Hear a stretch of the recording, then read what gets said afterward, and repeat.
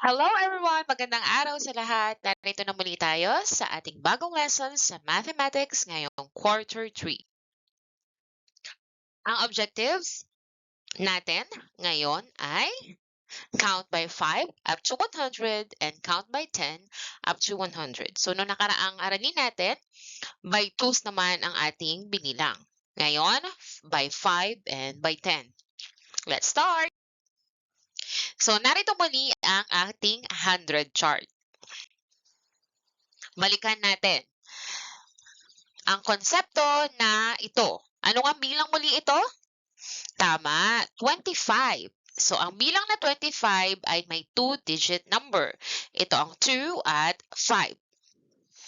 Ang 2 ang first digit at ang 5 ang second digit.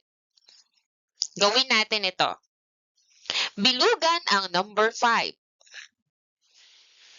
Yan. At bilugan lahat ng bilang na 5 ang kanilang second digit. So, eto yon. Yan. Ikahon ang lahat ng bilang na may 0 bilang second digit. So, eto yon.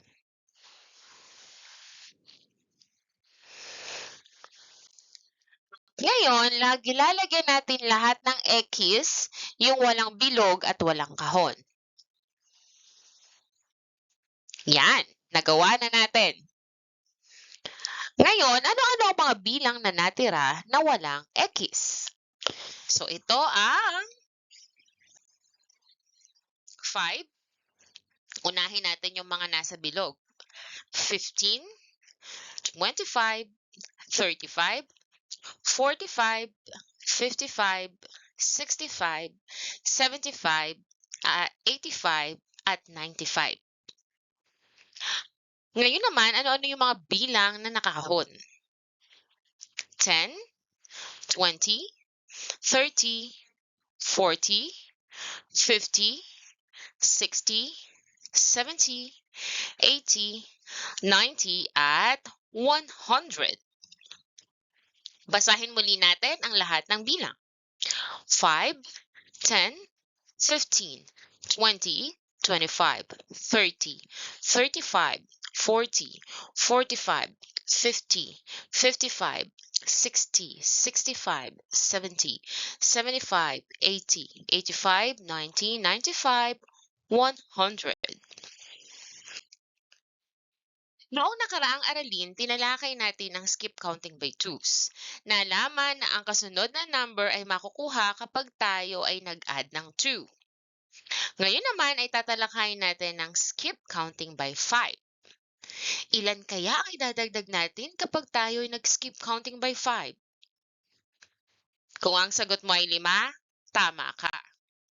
So kapag tayo ay nag-skip count by 5, tayo ay nagdadagdag ng 5 katulad ng ipinapakita sa ibaba. 5 plus 5 equals 10. 10 plus 5 equals 15. 15 plus 5 equals 20. Ibig sabihin din ito, ang kasunod na number ay 5 more than. Ang 10 ay mas marami ng 5 sa 5. Ang 15 ay mas marami ng 5 sa 10. At ang 20 ay mas marami ng 5 sa 15 dahil nga nagdadagdag tayo ng 5. Ang skip counting by 5 ay isa ring paraan ng pagbibilang. Ang bilang pagkatapos ng naunang bilang ay 5 more than dito. So sabi ko nga kanina, ang halimbawa, ang 5 kapag nag-add tayo ng 5 ay 10. Ang 10 ay 5 more than sa 5 o mas marami ng 5 sa 5. Kapag nag-add tayo ng 5 sa 10, ito ay 15. Ang 15 ay 5 more than sa 10.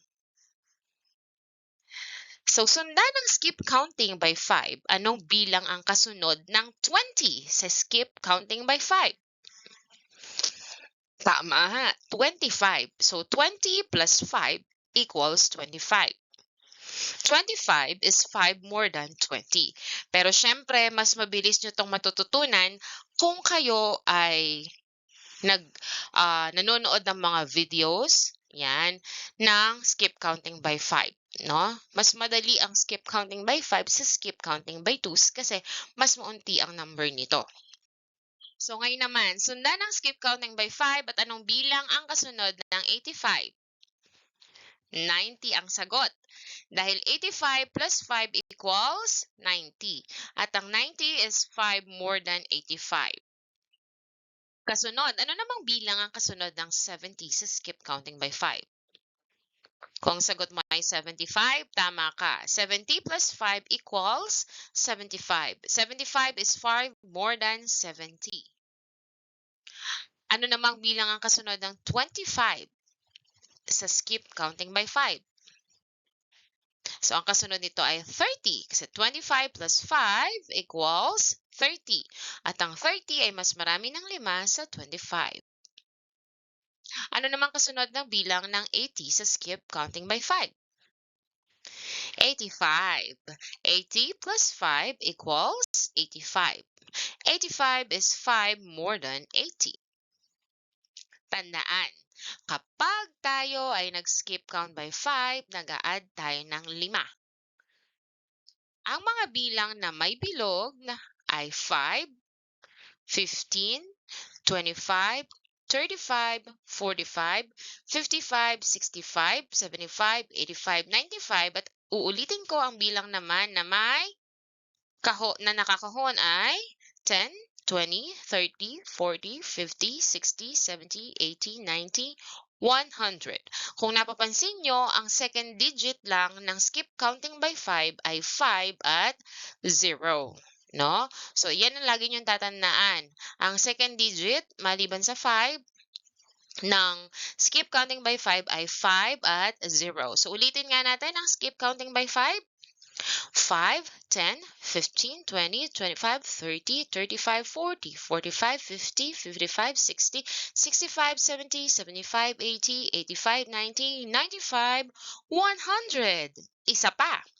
5, 10, 15, 20, 25, 30, 35, 40, 45, 50, 55, 60, 65, 70, 75, 80, 85, 90, 95, 100. So kung medyo nahihirapan pa kayo, pwede nyong palaging pakinggan ang video ng skip counting by 5. Malalagyan nyo pa yun ng tono. So ngayon, ano-ano naman ang bilang na nilagyan lang natin ng kahon? Ano-anong bilang yon? Nang nakakahon, ito ay 10, 20, 30, 40, 50, 60, 70, 80, 90, 100. So, basahin muli natin ang bilang 10, 20, 30, 40, 50, 60, 70, 80, 90, 100. Basahin muli natin. Medyo mabilis na sa pagkakataong ito. 10, 20, 30, 40, 50, 60, 70, 80, 90, 100. Ngayon mga bata, yung binilang natin kanina, ano kayang tawag dun?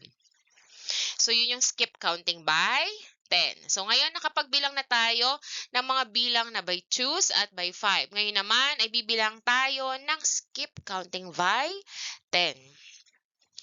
Ano naman sa palagay ninyo ang ibig sabihin ng skip counting by 10?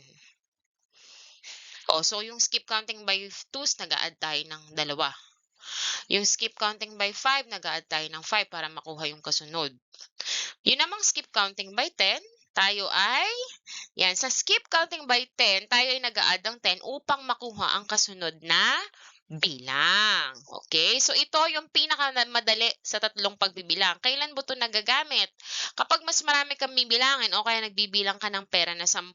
Samantalang yung 5, pwede mong gamitan kapag nagbibilang ka ng pera na 5. O kaya kung may bibilangin kayo na hanay na tigli 5, at yung skip counting by 10 kung may bibilangin kayong hanay na tig sa 10. Yun yung pinaka mabilis na paraan para hindi tayo nag-iisa-isa. No? So ginagamit natin tong skip counting by 10 sa pang-araw-araw na buhay. Okay? So, suriin natin ang ilustrasyon. Makikita ninyo na 10 plus 10 equals 20. 20 plus 10 equals 30 at 30 plus 10 equals 40. So, sundan ulit natin ang skip counting by 10 at ano ang kasunod ng 80 sa skip counting by 10. So ito ay 90. 80 plus 10 equals 90. At 90 is 10 more than 80. Ano namang bilang ang kasunod ng 50 sa skip counting by 10? Ito ay 60. Okay, so ang 60, 50 plus 10 equals 60 and 60 is 10 more than 50. Anong bilang ang kasunod ng 90? 100. So 90 plus 10 equals 100. 100 is 10 more than 90. Ngayon, may suliranin akong babasahin sa inyo. Isang hapon, tinulungan ni Lito at Tessa ang kanilang nanay na magbenta ng fishball na nasa stick. Nakabenta si Tessa ng 10 stick na may 5 fishball bawat stick. So makikita nyo, ito yung naibentang fishball ni Tessa. So 10 stick ang naibenta niya na may 5 fishball, no, sa bawat stick. Si Lito naman ay nakabenta ng 5 stick na fishball pero 10 ang laman ng bawat stick. Yan. Sino ang may mas marami na ibentang fishball? Si Lito o si Tessa? Bakit? Sige nga, pag-isipan nyo nga. Sino sa inyo ang may sagot na si Tessa ang may pinakamarami? Sino naman sa inyo ang may sagot na si Lito ang pinakamarami? Meron kayang sumagot sa inyo ng wala? Tingnan natin. So, bilangin natin ang fishball nila. Paano natin to bibilangin? Paano kaya natin bibilangin yung kay Tessa? Sige nga. Paano ito mapapabilis? So, we can use skip counting by 5 kasi 5-5 to. So, pwede natin gawin to. 5, 10, 15, 20, 25, 30, 35, 40, 45, 50. So, si Tessa ay may 50 na fishball. Bilangin naman natin ang kay Lito. Anong gagamitin natin dito? By 5 rin ba? Okay, we can use skip counting by 10 dahil 10-10 ang laman nito. So, 10, 20, 30, 40, 50. At ang fishball ni Lito ay 50. So, sino ngayon ang may mas maraming fishball? Si Tessa o si Lito? Tama, wala. Kasi pareho lang sila. Pareho lang sila ng bilang ng fishball. Paano kung nakabenta pa sila ng tig-isang stick ng fishball? Magkapareho pa rin kaya sila ng bilang? Tingnan nga natin. So, dito, dadagdagan natin ng isang stick yung kay Tessa. So, 50 plus 5 equals 55. So, 55 na fishball na ang naibenta ni Tessa. Ito naman yung kay Lito. So, dadagdagan natin ng isang stick. So, 50 plus 10 equals 60. Ngayon, base sa ating resulta, magkapareho pa rin ba ang bilang? Hindi na. Tama. Hindi na sila magkapareho dahil mas marami na ang kay Lito kaysa kay Tessa. Yan.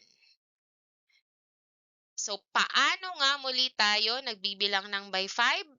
So, nagdadagdag tayo ng 5 upang ipakita ang skip counting by 5. At paano naman tayo nagbibilang ng by 10? Nagdadagdag naman tayo ng 10 upang ipakita ang skip counting by 10. Ngayon, sagutan nyo ito. Mag-skip count by 5 at 10 at isulat ang nawawalang bilang. So, to skip counting by 5 muna tayo. Ano kaya ang bilang na nandito? 5, 10?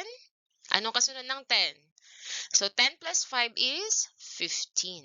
Okay, ulitin natin. 5, 10, 15, 20, 25, 30. Yan. So, 35. 35, 40, 45, 50, 55, 60. 65, 70, 75. So, 75, 80, 85, 90, 95, 100. Ito naman, sagutin natin ang skip counting by 10. So, 10, 20, anong kasunod? 30, 40, 50, 60, 70, 80, 90, 100. Basahin muli natin. 10, 20, 30, 40, 50, 60, 70, 80, 90, 100. Tandaan, sa skip counting by 10, lahat ng second digit ay 0. So, sana may natutunan kayo ngayong araw. Hanggang sa muli. Happy learning!